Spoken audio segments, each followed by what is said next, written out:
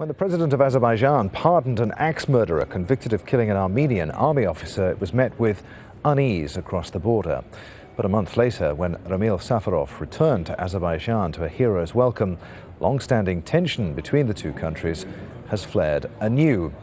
Azerbaijan and Armenia have been fierce rivals since a war in 1988 over the disputed region of Nagorno Karabakh.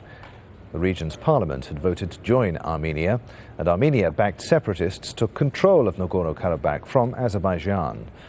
Around 30,000 people were killed, and 1 million, mostly Azerbaijanis, were driven from their homes. Russia brokered a ceasefire in 1994 that left Nagorno Karabakh in Armenian hands, but the two sides have never signed a peace deal. Our correspondent Robin Forestier-Walker is in the capital Baku and has been given special permission to report on the story. An axe murderer extradited from Hungary was welcomed with open arms in Baku last month. It surprised outsiders, but this is Azerbaijan. To many of Ramil Safarov's countrymen, he is a hero.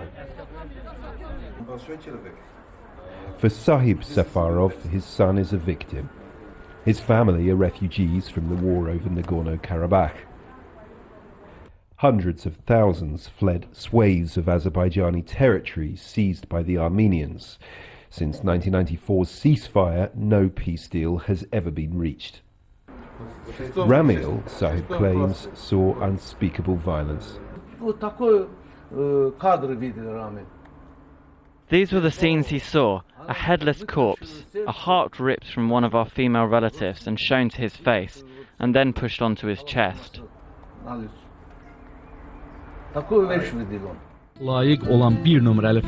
Safarov murdered Armenian army officer Gorgen Margarian on a NATO language course in Budapest in 2004.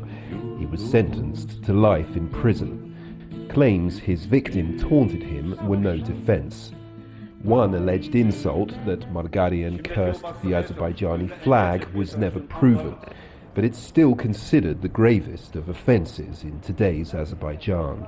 This national symbol towers over the Baku skyline, and at its base, a gold-plated map of Azerbaijan in its entirety, complete with all the disputed territories.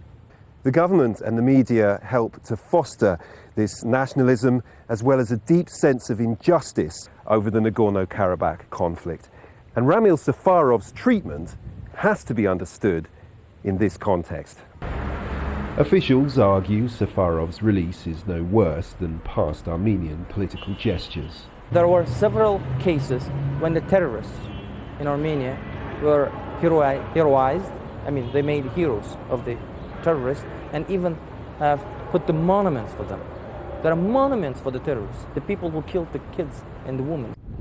Baku continues to expand as the country's oil and gas well flows in, but some observers warn that more rows like the Safarov scandal could bring Azerbaijan and Armenia back to open war.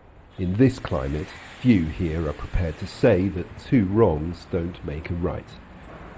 Robin Forestier-Walker, Al Jazeera, Baku.